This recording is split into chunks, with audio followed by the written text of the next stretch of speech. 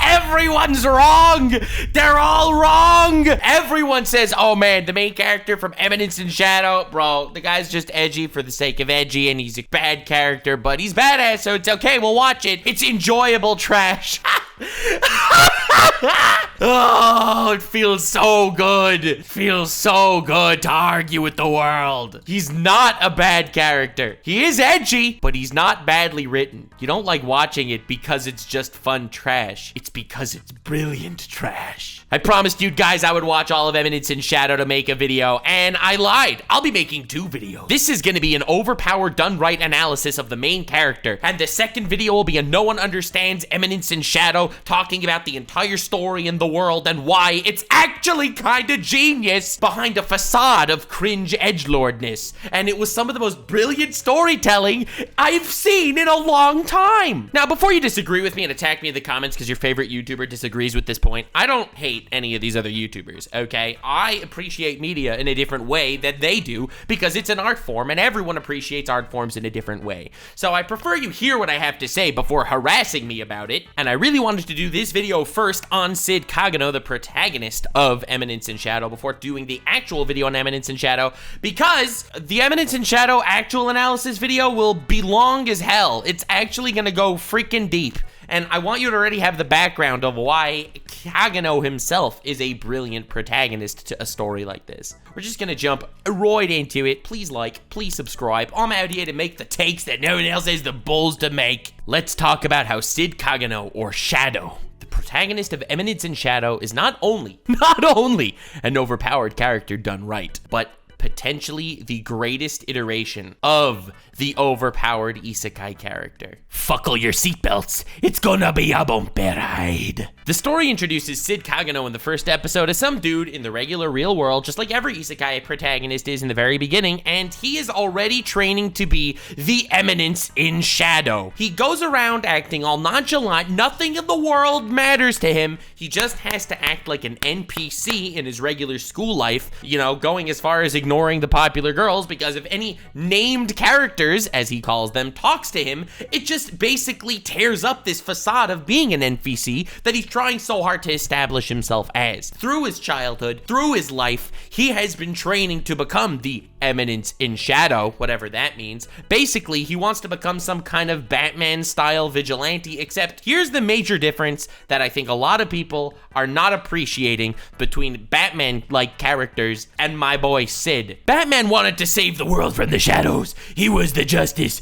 I am justice. Swear to me. With all his badassery, you know, he would never use guns. He is his own moral compass, and he's trying to clean up the streets on the dark side because doing things up front and upright is not the vigilante way, and because he won't be able to accomplish things and make the world a better place by doing it the right way. The world is rotten, and Batman is willing to shoulder that burden himself to get down and dirty into the mud to fix it. Let me tell you something about Cid Kagenou. Everyone likes to refer to him as Batman because in his regular day life, he likes to be the NPC character, and during his, you know, secret shadow organization life, he's trying to become the most badass, epic shadow lord behind the scenes. Here's the difference. He's not doing it for justice. He's doing it for cinema. In the very first episode, the, you know, princess of the high school, the epic hot girl that everyone loves, gets kidnapped and captured and chained up and, you know, sexually assaulted. Get ready, baby. This happens to every single female character in the series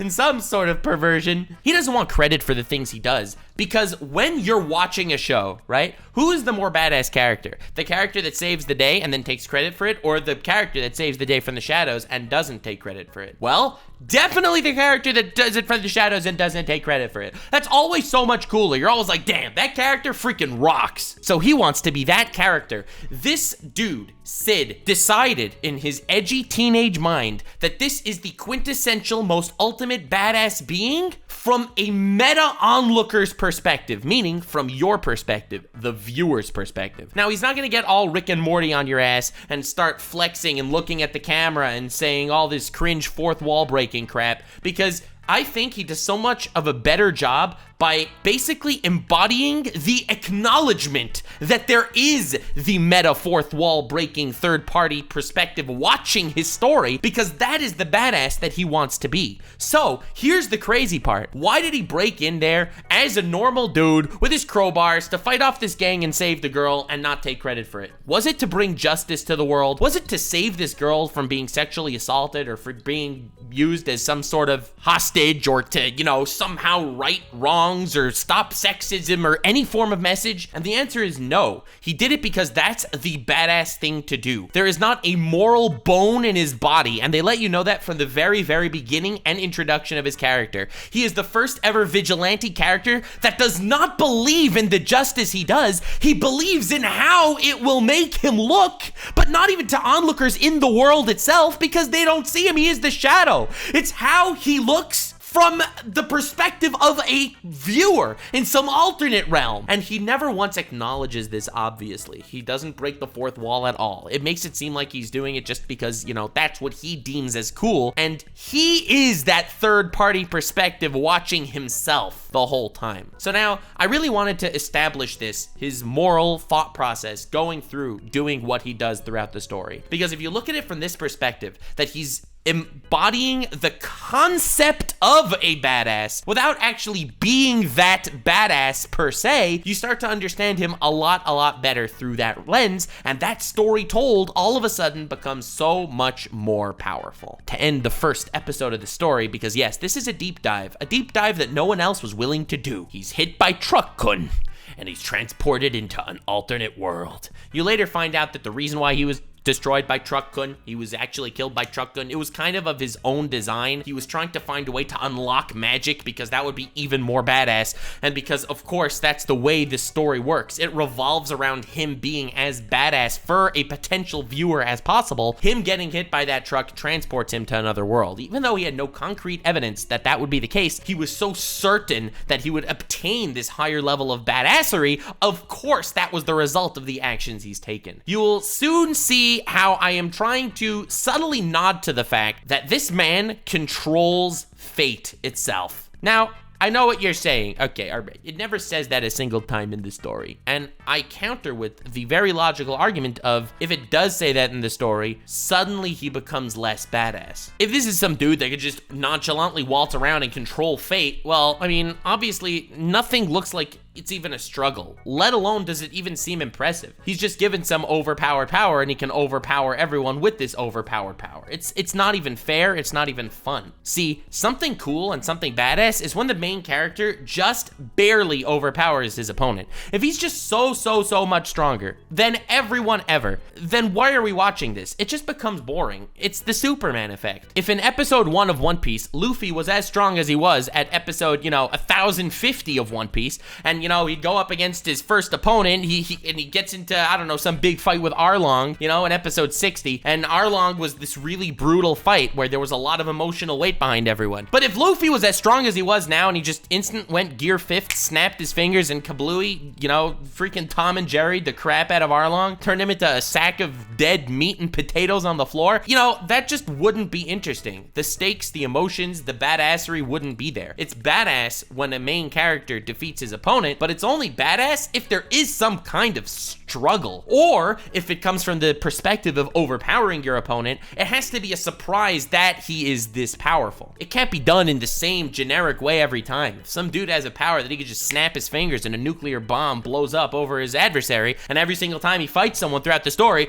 just snaps his fingers and kablooey, the guy turns into freaking shite on the windows, well then, frankly, that's not badass, that's just boring. And Eminence in Shadow is not boring. In fact, I would go as far as to say that it is the least boring, overpowered protagonist in all of isekai anime. Now, isekai anime as a brand, it thrives on the overpowered protagonist concept. The first thing you do in an isekai anime is you're overpowered, you get a harem, you somehow have every possible magic system, you're incredibly strong, etc., etc. Sometimes it's used as a comedy skit to show you, oh, it's playing jokes on the concept, the trope of an overpowered character, and then some other times it won't, and it'll just try to, self-emulate and make people want to self-insert into this overpowered protagonist. Just this perfect culmination of being a moral entity that only we can hope to manage to obtain one point in our life, to be so moral and be surrounded by so many boobs like this incredibly overpowered man is. So when I saw this show, and I started off by watching this dude, Cid Kagenou, you know, being the epitome of all of these things, you know, surrounded by boobs, check. Incredibly overpowered, check. You know, doles out justice in a vigilante-esque style, check.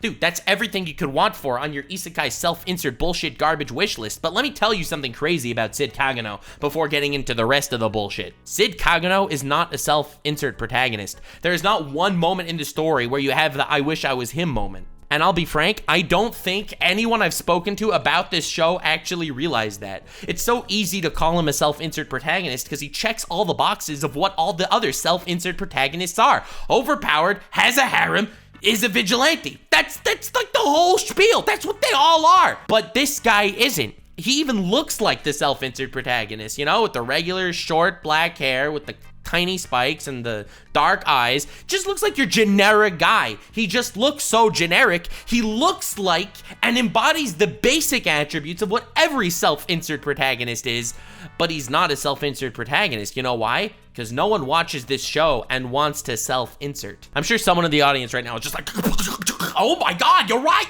And if you were that someone, or even if not, leave a like on this video and subscribe. And I will get into exactly why he's not a self-insert protagonist over the course of the following few, you know, paragraphs or pages on the script. I warn you in advance, if your seatbelt isn't fuckled yet, you better fuckle it. We're about to turn up the heat even hotter than Moist Critical did when he pulled out a goddamn rifle talking about sneako drama. Throughout the course of the show, it's just so beautiful how it's written. I'm actually praising this shit for the writing. And I hate looking at YouTube videos being like, man, this is trash, but I'm watching it. This is trash, but we should respect it. The dumpster fire that we just can't look away from. And it's like half complimenting it while, you know, prefacing that, but my taste is superior. That's why I'm not acknowledging that it's actually good. I'm just saying it's fun, you know?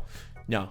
It's good and it's fun. It's good and it's fun. As we proceed through the course of the story, the main protagonist continues again and again to flex how he is this somehow governor of fate without ever actually saying it. He goes in to fight a bunch of bandits, you know, training to be the Eminence in shadow in this isekai world, whatever that means, just the basic edgelord in the most badass cinematic way possible. He's taken out all his adversaries in incredibly gory fashion, yet he doesn't kill any of them in the same way. Every attack of his throughout the entire story, literally from episode 1 to episode 20, is a different attack. I'm not just saying this is a guy that doesn't do the same finishing blow twice, that doesn't beat any major battle in the same way. No, no, no, no, no. Every attack done throughout the entire show is a different attack. Yeah, that's right, even against lackeys. Sometimes he'll slice them up vertically, he'll slice them up horizontally, sometimes you'll see his sword swing, sometimes you won't see his sword swing. But if you actually look through the entire show, even when he's just clearing out mob enemies, he doesn't beat any of them in the same way, because any ounce of boredom in his fight is immediately removed and detracted from main. I don't know who let the writers cook up so many different styles of ways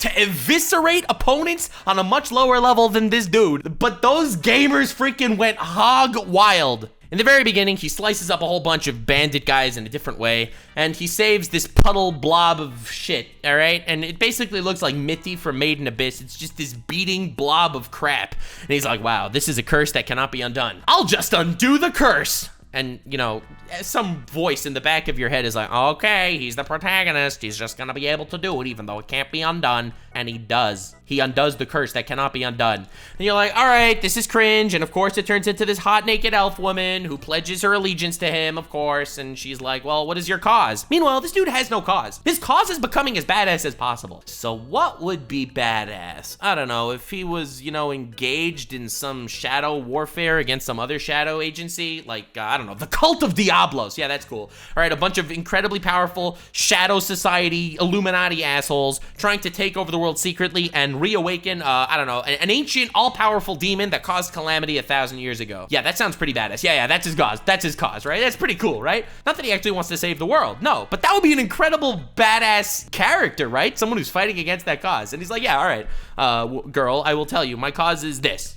Shadow government, shadow organization, Illuminati, trying to revive ancient demon of calamity. It's gonna be crazy. That's kind of what I'm doing. She's like, oh damn, that sounds wild. I will join you. And she pledges allegiance to him. Of course, he only accepts hot women throughout the rest of the story.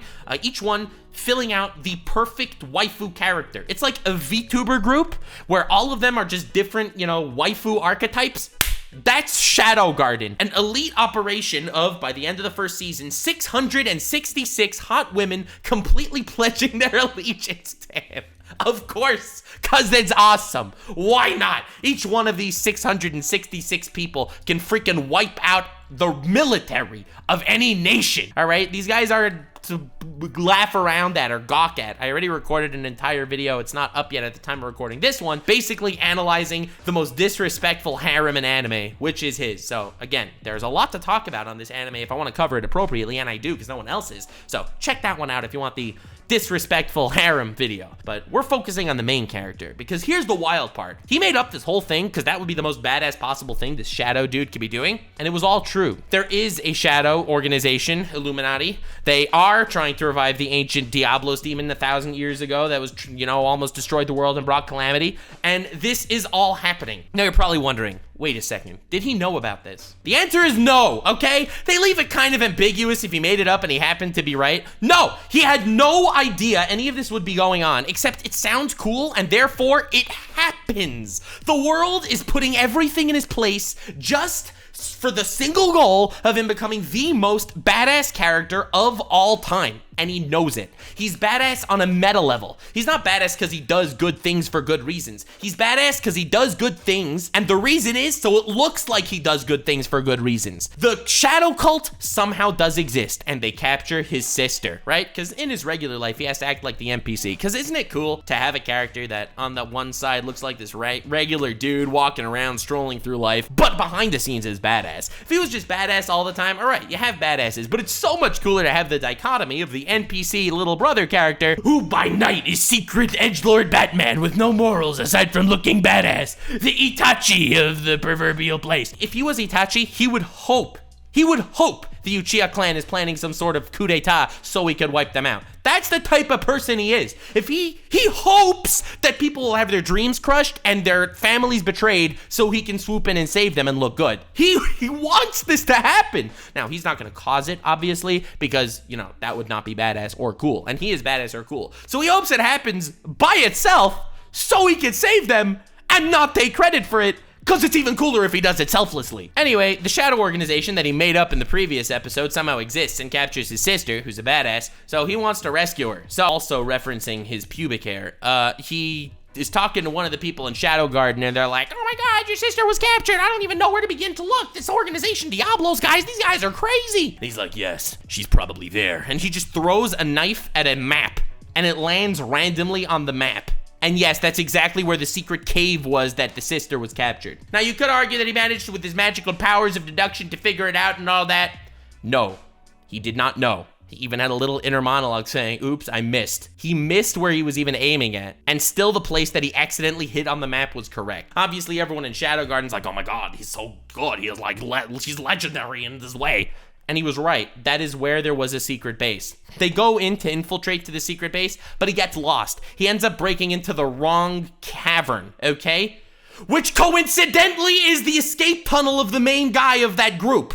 Like, what is going on here? What is happening? This is when I started to really start stroking my chin. When I started really pressing my head against the glass, trying to figure out what is this main character? Who is he? What is he doing here? What is the story? What are the writers telling here? What did they have in mind when they put their pen on the paper? Of course, he ends up fighting that guy, and he defeats him in, again, the most badass possible way. He blocks a sword thrust with the tip of his sword. He doesn't, knock it out of the way. He doesn't dodge it. He doesn't outspeed him. No, he blocks the tip of a sword's thrust with the tip of his sword, because why not? It's just badass. And the dude goes through his monologue saying, wow, you are strong. I am stronger. I have this pill of the Diablos. It'll make me 1,000,000 times stronger. Then, of course, all the Shadow Garden people are like, oh my god, Lord Shadow is fighting him, but he's using this pill of Diablos, which will make him even stronger. And he gets absolutely one shot without even a sweat being broken of Shadow, our liege and protagonist. This is just another way to go and show how basically the fate of the world is on his side. Randomly throwing a dart at a map, getting lost and coincidentally bumping into the main guy where it looks like it was his plan all along to cut off his escape. Everything the story does and throws at you is a way to make the main character more badass on a meta level. I don't know if there's any point where it'll actually be revealed that this is the grand scheme, that this is a man who was willing. Despite all that being mentioned, I wanted to tell you something very, very cool. When you see a self-insert protagonist in most isekai stories, you know, Overpowered, Saves the Day, In the Shadows, Solo, all that cool jazz, they don't have that mindset of his. His inner monologues keep him from being a self-insert protagonist because his inner monologues are absolutely and utterly selfish. He'll do the most selfless act and he'll happen upon doing the most courageous things and the most brilliant things, but because of his inner monologue keeping us viewers in check of where his perspective is, he never once actually becomes a self-insert, he becomes a spectacle. And ironically, that is exactly his goal. His goal is to defeat every single enemy in the most cinematic way possible. His goal is to be perceived as the most badass character of all time. His goal is realized. He is so badass and he is so epic that even the viewers cannot self-insert into his shoes. Now that is a level of overpowered that I don't think we've ever seen. Like, people watch Overlord, and this is this dude that's incredibly powerful. He's overpowering everyone. He's taking over nations. Like, the dude has every spell at his disposal. It's disgusting. Disgusting how he just summons these demons to swallow up entire armies. And he's like, all right, well, you know, okay, so your land is mine now. Your nation is mine. You pledge allegiance to me. And everyone's like, yes, sir, yes, sir. Because, well, you know, he's incredibly powerful. See, that's a self-insert concept. Because in that dude's mind, he's trying to work things out. He's trying to figure things out. He's working hard on maintaining his empire and all that. And I do see how that is a character that definitely falls into the self-insert archetype. Not that that's a bad thing. I think Einzulgaun from Overlord is overpowered, done right in his own way, and I do intend to make a video on him at some point. However, you have to recognize that all the things that make him a self-insert protagonist are things that it looks like on the surface level Shadow possesses, yet none of them are actually applicable in his scenario. Okay, so Einzulgaun has his harem, right? There are all these people that pledge allegiance, they love him, all right? And he is turned on by all of them all the time, whatever. He has to hide it, of course, because he has to maintain this persona of epicness, but he's turned on by them. I do think that that has some self-insert merits. Everyone wants that harem that actually loves him, that they obviously love back. Shadow has the harem that loves him. He does not feel anything towards them. They are merely his tools to operate in the shadows, which is extremely badass, yet doesn't quench that thirst of a self-insert character. Einzulgaun is incredibly overpowered, and he's doing all these things, and he looks like some tyrant, but he's really doing it for the good of the people, and to figure out what's going on in the world, so we can self-insert. What if we were trapped in a world like that? What if we had all this power? How would we utilize it? That's really not what we see with Shadow. Shadow's this dude that manages to do the right thing by accident and doesn't even do them for any moral prerogative. He does it because it'll make him look cool. Normally speaking, a character that does cool things to make them look cool is not a cool character. Yet he manages to pull it off in such a way that the world itself is rewarding his coolness. This is not the traits of a self-insert character. Not even a little. It's just that one tiny level deeper, and you realize this is not the character, even though he fits every single possible role in that archetype. This is not the archetype we thought we knew. It's not like it's even a meta commentary on the archetype. It doesn't pull a Kazuma and, like, you know, from Konosuba where he does defeat the epic hero by kind of goofs, gaffes, and shenanigans.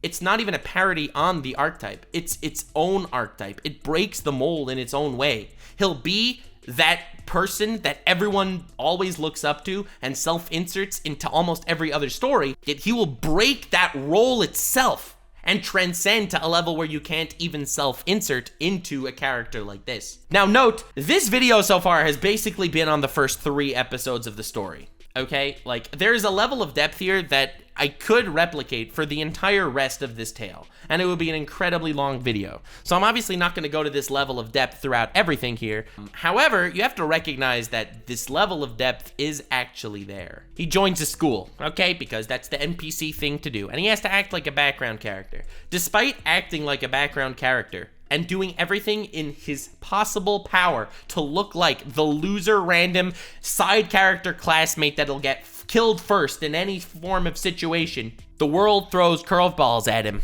to make him even more badass. He is so badass that even when trying to look stupid and accomplish the goal of looking stupid, he'll manage to get a harem of all the strongest people in the school anyway, because, you know, why the hell not? In order to act like a frivolous background character, he goes up to the most popular girl in the school, a princess, and he'll basically make the most awkward confession to her of all time, you know, rubbing his sweaty hands against his legs, bowing, crying, freaking out, saying that, oh my god, what am I gonna do, with the cringe love letter and the shaky wobbly knees. He pulls it off masterfully, with an epic internal monologue of, you know, calculating exactly how he wants to go about all this stuff, and how he wants to look as cringe as possible so that he can perform his role of a background character. Now, he does perform his role as a background character from the perspective of the student body. However, the girl says, yes, you will fit my needs perfectly. And she has a completely logical explanation as to why she says this. You know, she's claimed to be betrothed to some knight dude who's a complete prick and she doesn't want to deal with him, so she's gonna use this background character for her own means by paying him money, and now he's also getting the money that he needed to raise to look even more badass. You find out later that all this money that he was raising was just so he could have a really cool evil lair. Like, so he can get a really expensive freaking chair to sit on, and everyone will be like, oh my god, he's so badass and he looks so cool. It's literally for that image of looking badass, which is ironic as hell. But despite all of that, he will still go out of his way to look like a side character. Yet the universe, at that very moment, because so many people made these weird cringe love confessions to her at all times, at that very moment, the universe decided she is gonna say yes. She is gonna give him even more badass power points. And despite the fact that it looks like to everyone that he's still the NPC just being dragged around, she ends up falling in love with him by dating him because he is trying to get out of it. He's trying to get out of dating her because he wants to look like the NPC in his regular life. But someone turning her down, and the universe will start to explain her psychology, her philosophy, her life story, her backstory, to actually make her a fully fledged, realized character who logically does have a reason to appreciate him. He'll say, your sword style is very basic, but I think that's respectable, which isn't even a compliment. Everyone will say, oh my god, Princess Alexia, your sword style is incredible. It's wowed me. It has made my sword rise, if you know what I'm saying. And that is the type of thing that if she hears, she would get turned off by that. But since she was praised by her average sword style by the sister that she looked up to, her hearing a genuine compliment, something that actually triggers her nostalgia and her backstory and her self-worth and self-respect, that'll be so much more impactful to her. So you can actually look from her perspective and realize why she is falling in love with this NPC looking ass, why it makes sense from her perspective, and how the world put everything in her life and every situation, every hard moment that she had to work through for the sake of falling in love with an NPC character who can maintain his role of an NPC to look even more badass and who can somehow manage to nail the princess and get her as a member of his harem. Now, I'm getting into this level of depth because every girl in his harem has this same level of thought that went into their characters.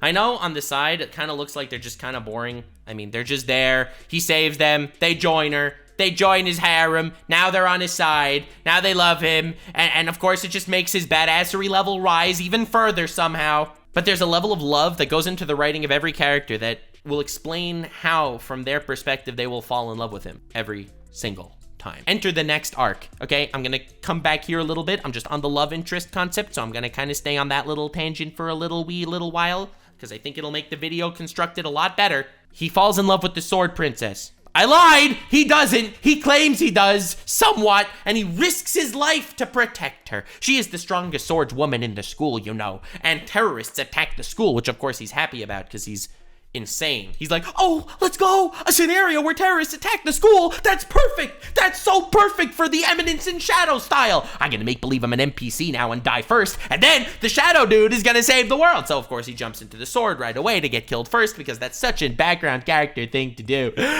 And she falls in love with him. She's like, bro, this dude's an NPC and sacrificed his life to protect me? What? And she falls in love with him too. Now, you'd think you have this character who all of the actual quote-unquote named characters, the player characters, the important characters are falling in love with, you'd think it would make him look like less of an NPC. But it doesn't, because they all fall in love with him not because of the reasons that make him badass, but because of the NPC actions he takes, yet they all perfectly fall into every single one of these female characters' backstories and personas so perfectly that they do end up getting enraptured by his aura and falling in love with him.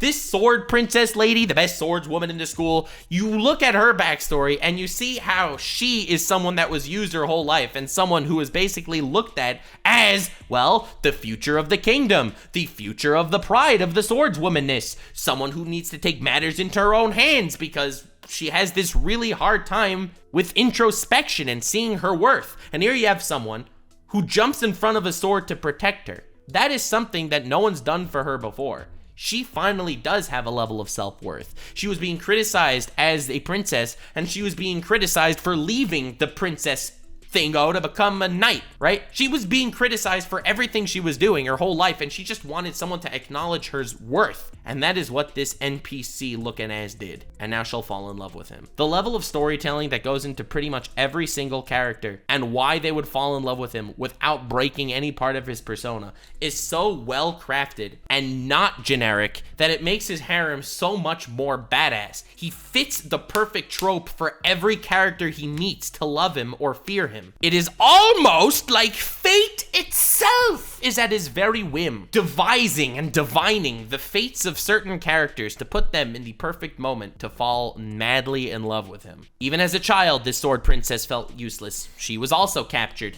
because every princess is captured. Every girl in this goddamn story is captured and chained and sexually assaulted. But as a child, she was captured and she was tied up and all that was rough, and the bandits were actually killed out by this dude wearing a mask, who of course was the same shadow guy, the same character that did that.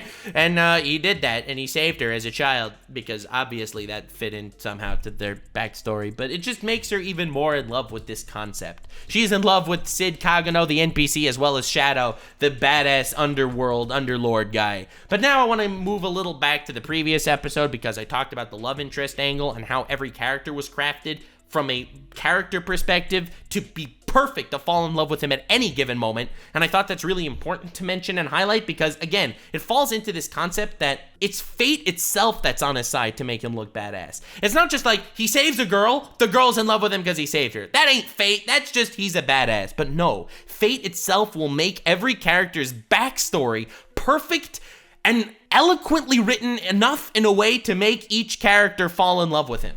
It's not just because of the action he takes right now, it's because that action also coincidentally lines up with that character's entire character arc until this point. It's not like the guy knew that. It's not like he's just oozing cool that he was able to intuit exactly what to do to pick up the right chick like most self-insert characters do. No. It's not like it came from a selfless place. It's not like that was even his goal. They were thrown at him because that is what fate dictated would happen. Anyway, going back to the previous arc, he's fake dating the princess lady because of course he is, and she gets captured because of course she does by an evil organization called the Cult of Diablos that is trying to use her royal blood to awaken a demon. Crazy! He kind of made that thing up just a season earlier. Anyway, so all this goes down. He's cackling and laughing that he could finally unveil his shadow organization, Shadow Garden, to the world, which was what he was waiting to do the whole time. Not because it's time, he has no choice. He wanted to work through the shadows, but unfortunately he could not no longer. No, he always wanted to reveal it in a way that he would have to reveal it. If he reveals it just because why not? That's not cool. That's not badass. Why would he reveal it? But if he reveals it because the universe is in jeopardy, that's pretty badass. So coincidentally, fate worked it out that the universe is now in jeopardy. The princess gets captured, he goes to rescue her, he's up against the dude who is epic and wants to join the Knights of the Rounds and also cool, and he doesn't just beat the guy. He has a whole monologue about the most powerful force is a nuclear explosion. So this dude becomes a nuclear explosion. Now, I feel like this is a really, really important time to mention something that, again, I didn't really see a lot of people talking about when it comes to this anime. When it comes to Eminence and Shadow, goddamn, I really hope everyone watches this video. Like, everyone. Everyone. It's so good. Share it around. Listen, I've seen a lot of people talking about how the animation is really cool, and they're all right. The animation is dope. The epic purple glows, the backstories, the shadows, the choreography, that's all really cool, all right? I love the lighting. I love the freaking moments and the movements. There's something that enough people noticed, but no one really talked about. I think the sound design in Eminence and Shadow is potentially the best sound design of any anime I have ever seen in my life. When this dude uses his ultimate attacks, his I am atomic The sound design is so good. It's ASMR levels of just blasting you with the freaking heebie-jeebies or whatever it's called. Chills running up and down your spine at just how cool, crisp, and beautiful it sounds. Every attack this man makes is so powerful on a sound design level too. Sometimes his voice will even sound epic and garbled when he whispers to people from across a country. Like, every time he speaks and you have that sound distortion on his voice, you just get whacked by, this dude is just on another freaking level. This is levels beyond, this is levels beyond Aizen stopping Ichigo's theme song.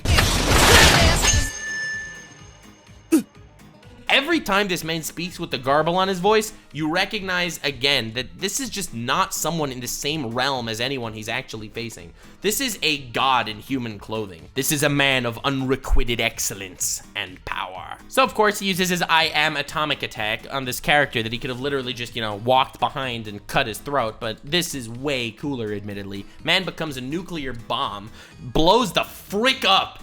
The entire city sees this massive purple light and they're like, there's no way this is an attack that could come from a single individual. But of course it was. And that is how he announces the Shadow Organization to the world. Not even through himself. Alpha, his second in command, elf lady that used to be a blob, she announces to the world after, doing a feat that is even more impressive than anything the strongest swordswoman in the country was able to do by taking down this demon dude. And this is just one of his lackeys, all right? She announces Shadow Garden, and then they see the nuke go off in the distance, which was the actual main dude. This is like levels above a badass introduction of an organization, and from their perspective, a potentially evil organization. Now, they have to operate from the shadows because they can't trust in the law because there is corruption everywhere. And they're right! Now, you're probably asking yourself, listen, if the goal of Shadow Garden is just to wipe out the Cult of Diablos, let them team up with the goddamn government and they'll freaking sit together and they'll be like, listen, there's this Cult of Diablos, we'll wipe them out, we'll save the day. The government's like, all right, you know what? We're gonna give you free reign over this case. You guys are doing a fantastic job. Batman style. They'll put on the Shadow Garden signal on the freaking clouds. Shadow Garden swoops in and saves the day. Right? Wouldn't you think that's a much more effective way to do it than to hide in the shadows and potentially be evil? Well, not if there's corruption in the government, it wouldn't be effective. Surprise, there's corruption in the government. This style of just every possible curveball happening to make not only Shadow's moves be the logical moves and the moral moves and the selfless vigilante-esque moves, but it also makes them pivotally important for the sake of the plot. Plot develops around him being badass. It's not the other way around. It's not like the plot throws a curveball at the main character so he has to be a badass to save it. No, he needs to be badass, therefore the plot comes up with the curveballs. There's a character that mind controls the king of a different country, okay? In the final arc of this show. I'm just, again, jumping there because I feel like it's a really important way to talk about the corruption in the government, which I'm already touching on. That's why I'm kind of going not in full chronological order. I think it's a better way to accomplish my goal of dictating how he's an overpowered character done right, and how the world and fate itself is at his very disposal. Now, because the story has a sense of humor, the name of this dude, the viceroy of a neighboring kingdom,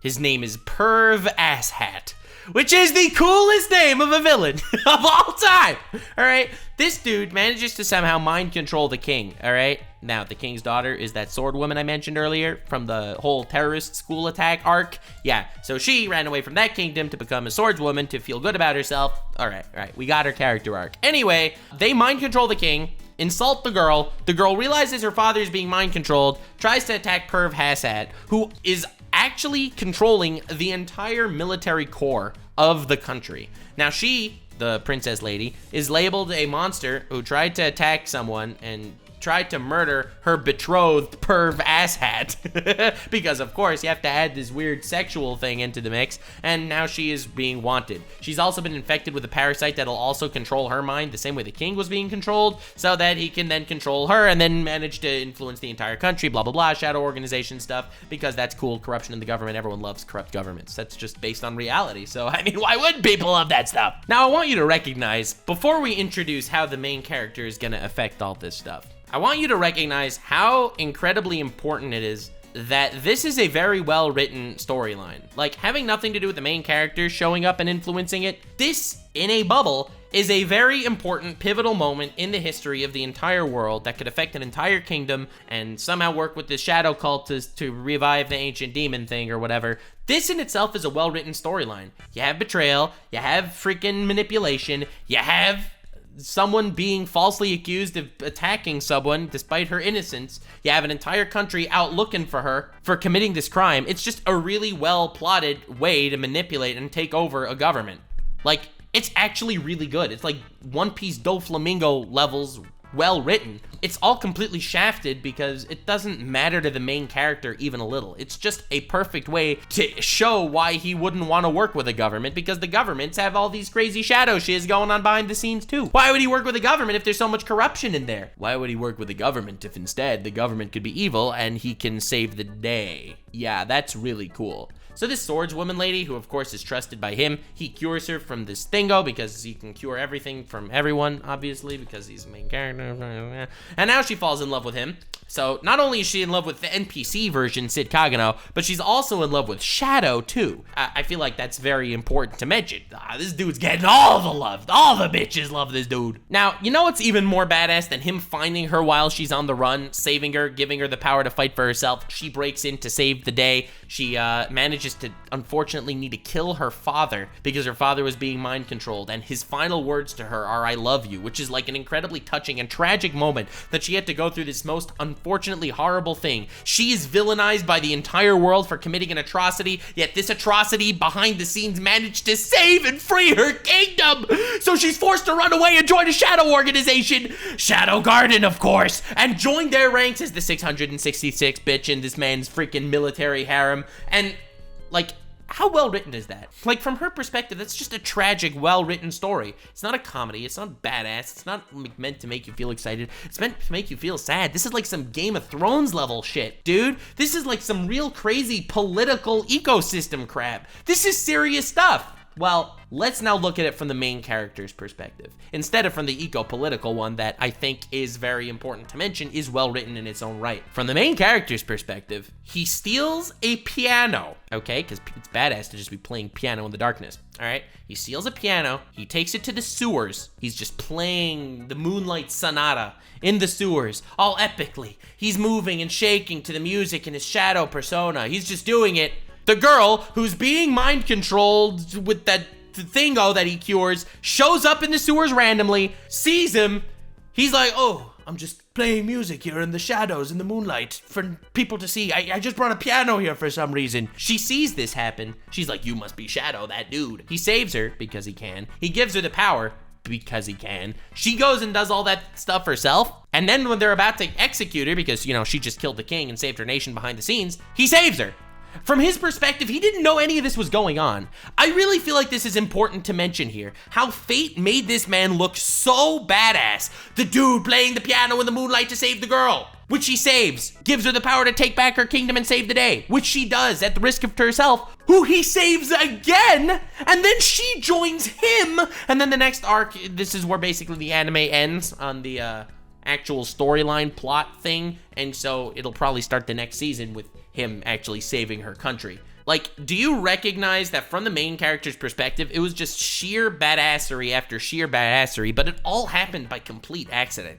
The plot itself is curled around his little finger, throwing every way to make him more badass and more badass. He was the guy that saved her when she was a child from the bandits. He was the stylish bandit killer from all those years ago, by complete coincidence, to make her decide to trust him and join his organization. The stars just align every single time and every moment possible to make this man the epitome of epicness. He may be dripping edge and having horribly cringe quotes like, you know, "I am from the shadows to hunt the shadows." It's like, it's the type of thing you hear from Prince Zuko at the beginning of Avatar, except instead of, you know, trying to be badass, he's trying to get his honor back. It's like the cringe-inducing, vomit-level crap, edgelord garbage that you see every isekai protagonist say, except when he says it, somehow it hits different. It's not just a level of embracing the cringe, he is all these things and more. He's not the edgy self-insert protagonist, he's edgy because the plot is forcing him to be edgy. It's not like he has some Batman backstory that he hates guns now and he's traumatized and he fears bats and he had to embrace the fear and no, none of that stuff. He's not doing anything for justice. He's doing it in the most cinematic way possible to be as badass as possible, and the plot is gonna concoct the most intricately written political storylines for him to trample over just so he could stand on the mound of corpses beneath him and look badass. This is the type of guy that would go through like a Griffith eclipse moment, but because that would make him look bad instead of look good, more likely this other dude, this other Griffith fellow causes an eclipse and he'll stand on all the corpses to kill Griffith, okay? He's the type of guy that he would never take advantage of someone or manipulate someone in a mean way. No, of course not. Fate is gonna manipulate them in a mean way for them to just be twiddled around his pinky and forced to obey his every command because of course they are. It's so wild how he doesn't know the end games of his own plans. Again, I'm going to, since I'm in this arc already, talk about how in that tournament arc, where he of course takes the form of this mundane man whose name is Mundane Man. I know, crazy alias, right? And he goes and he beats every opponent in the most humiliating way possible. Then it looks like a fluke. The first guy trips and falls, even though obviously that's not the case. He can move faster than freaking light. This man can move faster than you could see, and you know, he managed to figure it out. He dodges people's sword strikes by cracking his neck, all right? He cracked his neck and the sword strike missed. And it looked like an accident, like he coincidentally cracked his neck at the right time.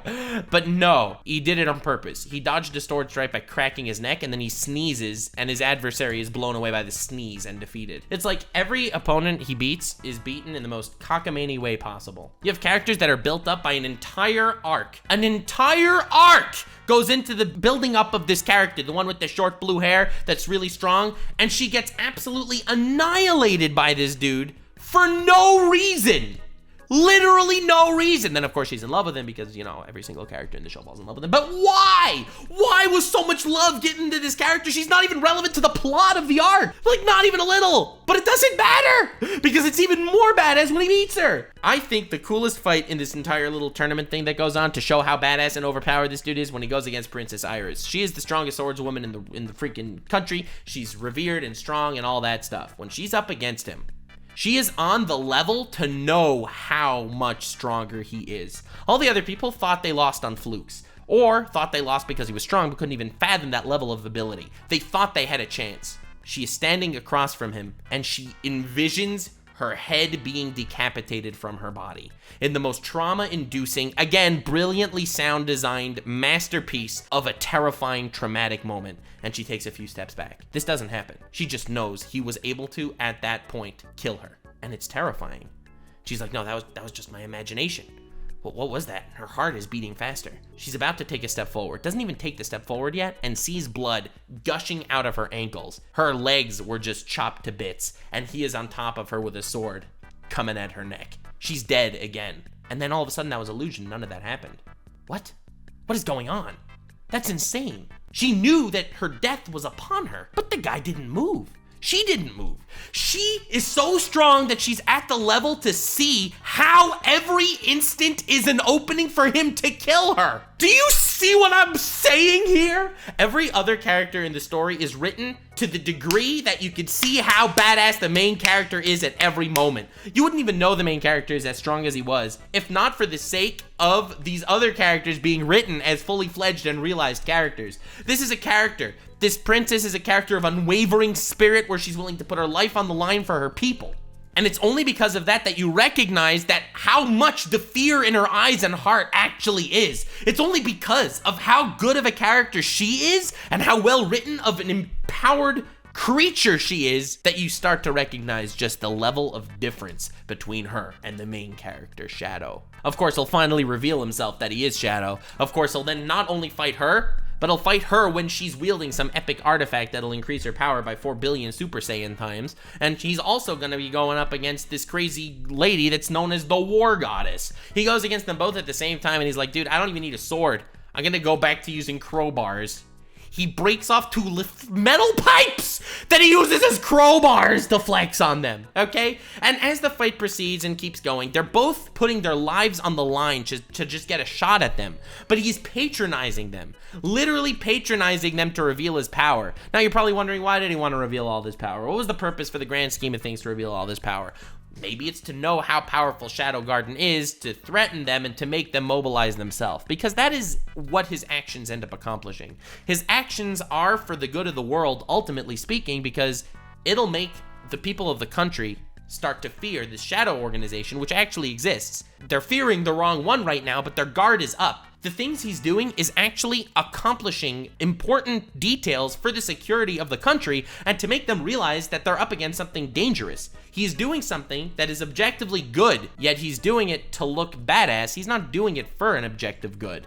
But if he was really just doing it to look badass and not for some level of objective good, well then, I mean, that's not badass. Again, that's just kind of cringe. It's just meaningless flexing. But because the plot wants him to be written as a badass character, it will write how the actions he takes actually are purposeful. The man, for his final flex, he beats them both up. He throws one of them on top of the other one, and then he steps on both of them. All right? The ultimate step on me, daddy moment. He'll fly into the sky. He'll do I Am Atomic with the epic garbled voice, goddamn beautiful sound design. He will envelop the entire country in a spirit bubble that he could instantly turn into a nuclear bomb, and he leaves after basically showing them that their entire country could be rubble before him. The country doesn't know exactly the level of danger they were in. They didn't know that they could have just been ashes. They could have been Chernobyled instantly. They didn't know if he ran away, if he left, if he was pushed off, because it looks like these two epic swordswomen fought him off. That's kind of what the government was trying to say, that, oh, yeah, we're safe, guys. Look, these two strong swordswomen, they actually managed to push off Shadow, even though they know the truth is not that at all, which is just leaving an opening to express to the people, again, how strong Shadow is. Every possible scenario is just making this man more and more badass. It's almost like the actual narrative of the story is written around that fact. It's a badass living in a world that's taken so seriously where he doesn't need to take any of it seriously. The man freaking steals a piano and brings it to a sewer for an epic moment. You have to realize before the final battle, all right, he wasn't sure what he wanted to do when he wins. He knows he's gonna win the tournament, obviously, but does he reveal his shadow? Does he start a war? He was even pondering with the ideas and toying with the thoughts of like, should I start like a civil war? Should I like maybe, you know, cause some like insurrection? I mean, that would be cool. It's like, yeah, but no. Doing that it just wouldn't hit right. Like, I can't be the one to start the insurrection because that's not badass. It's like any viewer watching this would be like, wow, this guy's an asshole. Like, he started an insurrection. That's not cool. That's just mean, bro. Why would you do that? So the insurrection just happens itself and puts him in a position where he has to fight the strongest people in the country. Like, everything that he does to be cool. Yet, he doesn't want to do things in a bad way, because if he does cruel things to make himself look cool, well, that is inherently not cool. It's trying too hard. He's forced, because of the plot, to put him in a position where every single time he has to do these cool things. He's in this other tournament arc in some other city where they're summoning ancient warriors from the past, and the ancient warrior from the past is basically attuned to be to your level of power. Okay, so he goes in there to see what goes on, and it doesn't even summon the ancient warrior hero from the past, who's allegedly the strongest. It summons one that was never summoned before, the ancient witch lady, who he completely overpowers, and who they later figure out that ancient witch lady was the demon Diablos that they're trying to resurrect. And she also falls in love with him. He ends up getting trapped in this sanctuary place where this lady falls in love with him. He saves her, of course. He defeats the demon guys. I'm trying to establish a narrative here with this video. It's not just me garbling the crazy feats that he's doing. This isn't the biggest flexes in anime video, even though I think that in itself is a flex. There is substance behind his flexing. It's not just him Eskinoring around, looking down at his adversaries and saying, I pity you, which again is really badass from a character psychological perspective as well, but that's really not the point. This is a character so badass that the story itself is a well-written story, a well-written plot, but every point of the plot is just to show and, you know, put more credence into how badass this guy actually is. Like, I want to just say, imagine the world he's in right now, but without him, without Shadow. It would be a Game of Thrones level world. There's insurrections, there's freaking shadow governance, there's crazy organizations, but all these things only pop up and are brought to the limelight in the perfect way to make him as badass as possible. This is a world perfectly honed to be, as a standalone world, brilliant. Just a well-written political fantasy story, okay? However, with the inclusion of this dude, they all prop him up to such a high degree that he stands above the corpses. He is the Griffith on the corpses of the world he's in, but he didn't do it for bad reasons. He's done it in the most badass possible way. He makes up the cult of Diablos and it exists. He gets lost and he accidentally cuts off a bad guy's escape route. He flexes his epic powers to show off, which inadvertently was really important for the country to bolster their defenses against some evil organization. He's playing piano in the sewers, and the girl that manages to freaking show up is someone that he saves and stops a coup d'etat and has to go through this heart-wrenching moment of killing her father to save her people. This is not a dude who tries to do the right thing and is a badass because of his actions. This is a dude who the entire universe purely exists to its level of complexity to make him a badass. I love when there's an overpowered character that I deem is done right. And for the most part, I can explain why in like a span of 10 minutes, why it is a done right overpowered character. Why it's important for the world. When it comes to a main character, it's a little more difficult. And you have to start to explain why he has other things to overcome, right? When I talk about One Punch Man, for example, one of my favorite stories of all time, okay? Saitama is overpowered done right for the simple reason that his main battle is his mental battle, not his physical battle. If it was about his physical battle and he would just defeat every opponent in one punch, well, frankly, that would not really be that interesting. It's because his mental battle is so brilliant and how he starts to appreciate life with his friends, how he doesn't feel like he's meaningless. He could defeat every opponent in one punch. There is no point to his existence. He will never have a fun fight. And he starts to recognize other ways to make his existence meaningful, right? This is how you overcome. This is an overpowered character done right, where it's not about the overcoming anything. This is a character that we're kind of always waiting for him to outgrow the plot itself. This is a character whose struggle isn't the struggle of any other character I've ever seen. His struggle is how could this character remain interesting and the plot remain enticing every single arc and every single season. His struggle is with the actual narrative and the actual overarching premises of the story. He is a character that's doomed to be in a staled format, yet the format is not stale. The more and more intricate the world around him gets that just continues to prop him up as more and more badass is fascinating, and I am constantly intrigued into how they can one-up not just his feats and his explosions and his epic fights, but I am constantly waiting to be surprised by how he's one-upped by an intricate story that remains interesting despite him being the focal point of it all. He's not a good person. He's not trying to bring world peace, because if he was, then, well, frankly, he wouldn't be the insane character that we see him as. He's not a self-insert character. It's not like this is some moral authority that's entering the shadow world because he has no choice to. He's entering the shadow world because he wants to be badass, and the plot is going to do everything in its power to make fate revolve around him being that badass. He's not just so overpowered, he broke his enemies. He's so overpowered, he broke the very trope he lives in. The struggles that he goes through aren't the struggles of how will he save the world, or how will he fix his mental health, how will he find love. It's not about how will he succeed at the things, the material things in this world. The struggles he's going through is how will he and his legacy truly emanate from the shadows? How will he really become the Eminence in shadow? Well, everyone, thank you so much for watching. I hope you enjoyed. Leave a like, subscribe. You don't see this kind of content anywhere else on the planet. No one was willing to divert this much brain power to the actual writing behind Eminence in Shadow, and people were much happier and more satisfied with their own lives saying that it's trash that we can enjoy, which, again, is a take I appreciate and respect, even though I think I did a pretty solid example to talk about why this is not exactly the case. But then again, it's art. You could think it's trash if you want. You don't have to watch it. But no one gave it the love that I did right now. So, subscribe, leave a like, stay weird, fam. Stay tuned for future shiz. Love ya, love ya. Damn, it feels good to go back to making some real kick-ass freaking content. Shit, man. Oh, man, my poor editor.